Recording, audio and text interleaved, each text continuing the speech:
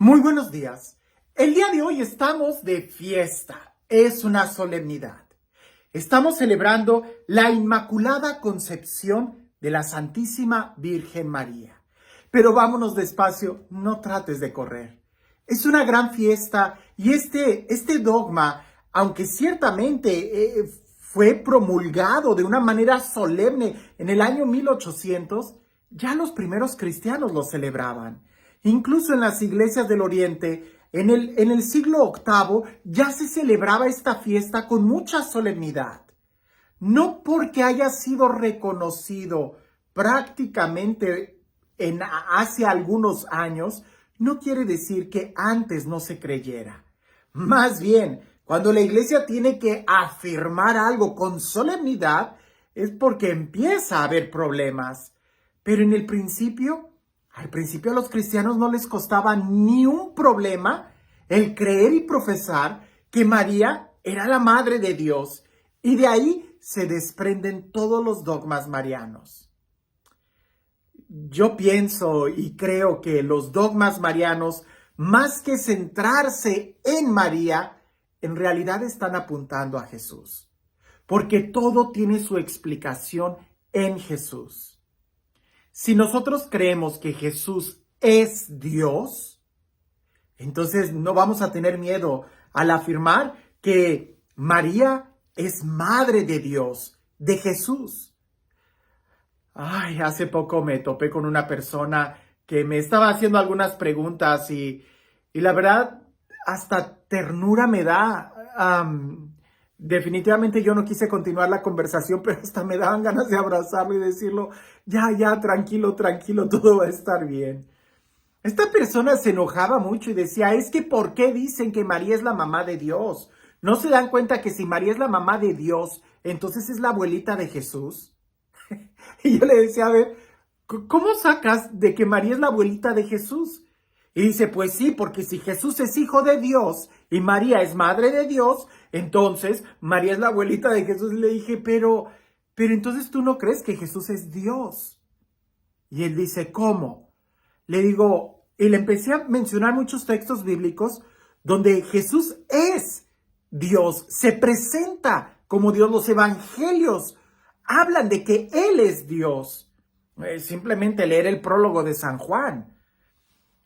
Y él decía, pues es que no me convence, o sea, sí, Jesús es Dios. Y le digo, muy bien, ¿y María es madre de Jesús? Sí, pero de Jesús, no de Dios. Yo de ahí no lo podía sacar.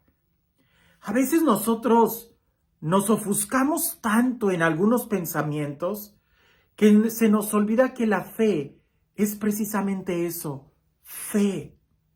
Sí tenemos que dar razones de nuestra fe.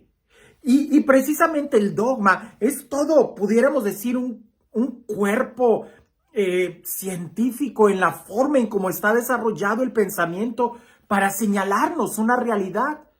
Pero al final del día es simplemente abrirnos a la admiración.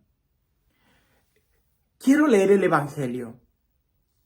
Y para esta fiesta yo creo que la segunda lectura es la que más me gustaría predicar, pero pues hemos estado reflexionando los evangelios aquí en YouTube. Ojalá que tú pudieras ir a misa y escuchar y prestar más atención a lo que te van a decir de este dogma precioso de la Inmaculada Concepción de María. Pero leamos el evangelio. Dice así: en aquel tiempo, el ángel Gabriel fue enviado por Dios a una ciudad de Galilea llamada Nazaret, a una virgen desposada con un varón de la estirpe de David, llamado José. La virgen se llamaba María. Entró el ángel a donde ella estaba y le dijo, alégrate, llena de gracia, el Señor está contigo. Al oír estas palabras, ella se preocupó mucho y se preguntaba qué querría decir semejante saludo.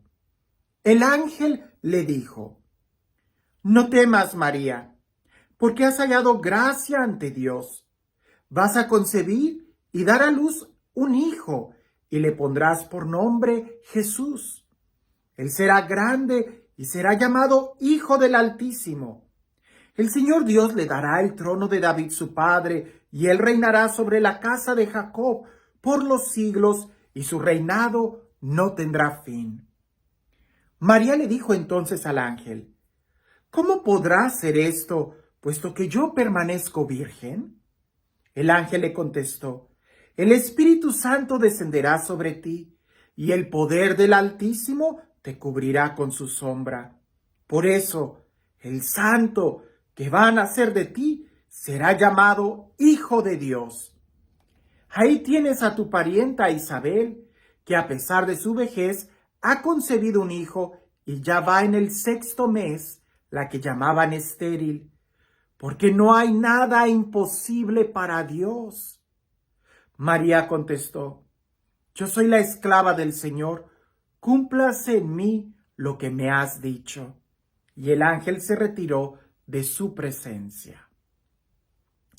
En este texto podemos ver muchas frases que nos deben de iluminar. Y no se trata solamente de hacer un examen, no sé, de sintáctico del texto bíblico. No, la fe va más allá, es una experiencia. Pero si tengo la Biblia en griego, en algún otro video, yo te mostré la Biblia abierta y te decía las palabras que se usa y el lenguaje, ¿verdad? Esa frase, como el ángel le dice, que charitomene, o sea, la llena de gracia, no es una buena traducción, porque la conjugación en griego implica una acción constante, algo así como lo que nosotros tenemos como el presente perfecto, ¿verdad? Decíamos las terminaciones, ando, yendo, estoy comiendo, o sea, en este momento estoy comiendo. Bueno, en griego hay un verbo, una conjugación que implica el pasado, el presente y el futuro. Es una acción constante. Y estas conjugaciones no se utilizan mucho. Por eso en el español no lo tenemos. En el inglés tampoco tenemos este tipo de conjugaciones. Pero en griego sí está.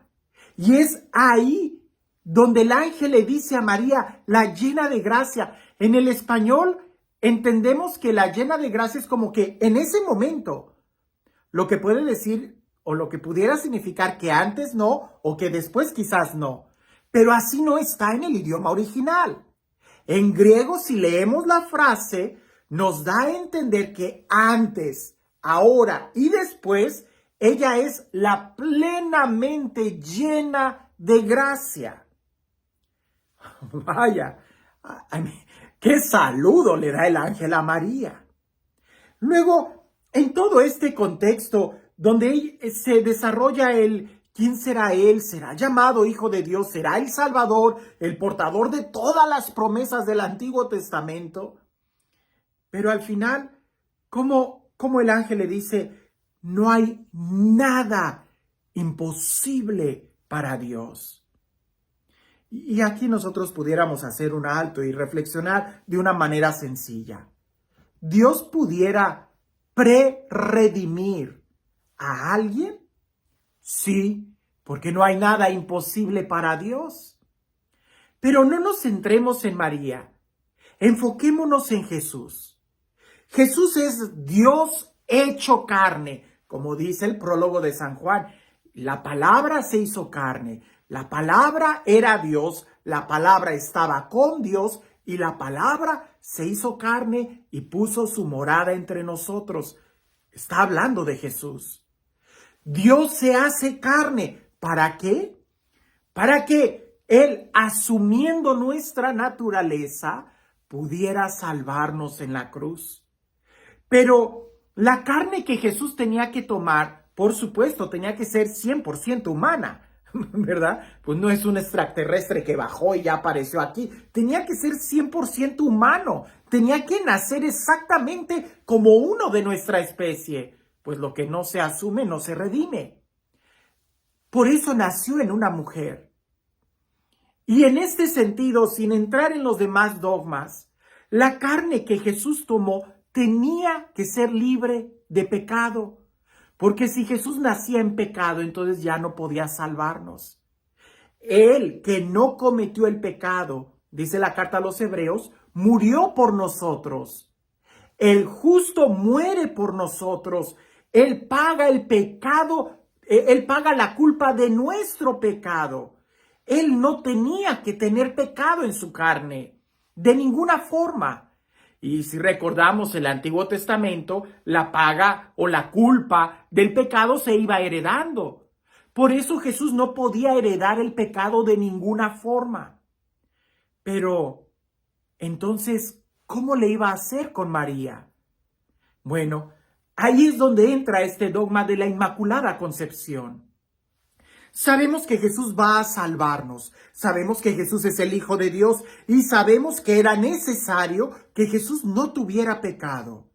Y con el saludo que el ángel le da a María, nos queda claro que María fue, pudiéramos decir, rescatada del pecado antes de que ella misma empezara a crecer. Por eso la Inmaculada Concepción no se está refiriendo a Jesús, se refiere a María. Cuando María, podemos decir, se concibe en el seno de su mamá, de Santa Ana, en ese momento María es prerredimida, se le aplica la salvación, nos decía un profesor, es como si ahí en el vientre de la mamá de María, en Santa Ana, en el momento en que María, la Virgen María, va a ser concebida, es como si en ese momento la hubieran bautizado. Pero ¿cómo? Si el bautismo todavía no existía. Para Dios no hay nada imposible. Dios no es como nosotros. Dios ve el presente, el pasado y el futuro al mismo tiempo. No es como nosotros. Por eso muchas de las profecías del Antiguo Testamento hablan como en un sentido de presente. Porque Dios todo lo ve en presente. El futuro, pudiéramos decir, Él es Dios. Ahora, no se trata de méritos o virtudes de María, se trata de la necesidad de Jesús para salvarnos. Ahora, aunque pudiéramos nosotros entender esto, porque hay que dar razón de nuestra fe, del por qué decimos que María es inmaculada desde el nacimiento de ella, desde su concepción, ella no tuvo pecado, no por méritos de ella, sino que a ella se le aplicaron los méritos de Jesús, de su muerte. Ella, mira, no es incluso tan difícil de pensar. La primera persona que recibió a Jesús, ¿quién fue? María. La primera persona que lo escuchó, María. La primera persona que lo dio a conocer al mundo, María. Pues no debiera de ser ella la primer redimida. Pues claro, y eso fue incluso antes de que Jesús naciera. No por méritos de María, sino por los méritos de Jesús que se le aplican a María para que Jesús pudiera asumir una naturaleza completamente humana, excepto en el pecado. Y estos son textos bíblicos. Así que si alguien me sale con algo así como que, pues María es la abuelita de Jesús. No, mi hijo, lee la Biblia, en serio, sin prejuicios. Y el dogma es para abrirnos más y contemplar la belleza de un Dios que nos ama y que todo le es posible. Contemplar la imagen de María es contemplar lo que un día tú y yo podemos llegar a ser por los méritos de Jesús, si nosotros somos capaces de responderle como María respondió. He aquí el esclavo, he aquí la esclava del Señor, que se cumpla en mí según tu palabra. Y este Dios, el Dios del amor, el Dios de la vida, el Dios que hace nuevas todas las cosas, que sea Él el Dios que nada le es imposible, que nos bendiga en el nombre del Padre, del Hijo y del Espíritu Santo. A veces somos muy flojitos para pensar. Pues bien, si yo te invitara a que pensaras en un momento en el tamaño del universo, que hicieras ese ejercicio mental de pensar qué hay más allá de las estrellas y más allá y más allá. Llega un momento de estupor, de asombro. Si yo te invitara a que trataras de sumar números y sumar números hasta que llegaras al final de la suma, pues te darías cuenta que nunca acabarías. Llegaría un momento de estupor, no lo sé, de mareo al contemplar algo tan grande. Los dogmas en ningún momento quieren cerrarnos la mente, más bien quieren ayudarnos a contemplar algo mucho más grande. Nos señalan el camino a la contemplación. En la Sagrada Escritura está escrito que incluso María no entendía todo lo que sucedía. ¿Recuerdas, por ejemplo, cuando Jesús fue perdido y hallado en el templo? Y que le dice, te hemos estado buscando, y que Jesús le responde, ¿no sabéis que debo de estar preocupado o en las cosas de mi Padre? María, dice el texto, no entendió, pero guardó todas esas cosas en su corazón. Hoy guardemos este dogma en nuestro corazón y abrámonos a la contemplación. Y quiero decir que el día de ayer quedé yo también muy sorprendido, muy sobrecogido, yo creo, al ver la respuesta de todos aquellos que se unen al reto de leer la Biblia completa el próximo año. Yo creo que este video ya estamos casi en los 17 minutos. Yo creo que en otro video voy a empezar a explicar un poco en qué va a consistir, pero pues vamos a darle. Y invita a todos los que puedas invitar a que se unan a este reto, que es eso lo que debiéramos de guardar en nuestro corazón, la palabra de Dios. Que tengas un excelente día.